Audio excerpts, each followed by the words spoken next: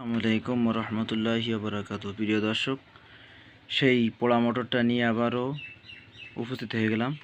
তো দেখতে পাচ্ছেন যে আমরা এখানে এক ঘাট কয়েল প্রবেশ করাই দিলাম, অর্থাৎ এক ঘাট কয়েল আমার পোড়ানো শেষ। তো বলছিলাম পূর্বের ভিডিও যে এই মোটরটা পুড়ে যাওয়ার কারণ হলো যে আমাদের যে কয়েলটা ছিল সে কয়েলের পাক সংখ্যা সঠিকভাবে ছিল না থাকার কারণে মোটরটা পুড়ে গিয়েছিল। পাকটা আবার আমাকে নতুনভাবে বের করতে হয়েছিল রোটারের মাপ অনুযায়ী। তো এখানে টোটাল পাক সংখ্যা হবে, অর্থাৎ এটা হলো একটা সিঙ্গেল ফেজ 2 পোল মোটর। আমার এই পাশে 1 পোল হবে, ওর বিপরীত পাশে এই পাশটা আরেকটা পোল হবে।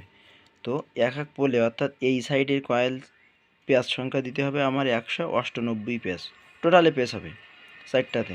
তো আমি প্রথম যেটা ঢোকাইছি এটাতে আমার পেঁয়াজ সংখ্যা আছে 48 পেজ, এবং দ্বিতীয় নম্বরে যেটা ঢোকাবো সেটাতে হলো আমার 49 পেজ, এবং তৃতীয় ও চতুর্থ নম্বরে যে কয়েলগুলো ঢোকাবো সেটা হলো আমার 51 পেজ করে ঢুকবে।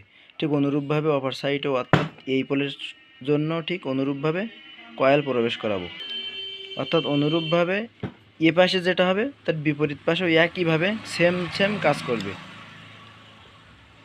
এবং সেই সঙ্গে যে মোটরে হিসাব করে, অর্থাৎ যেভাবে হিসাব করলে কতটা পেজ সংখ্যা দিতে হবে নির্ণয় করার যে সূত্র, অন্য একটা ভিডিওতে সেই সূত্র নিয়ে আলোচনা করবো ইনশাল্লাহ। তো আজকের ভিডিও এই পর্যন্তই। এরপরে আমরা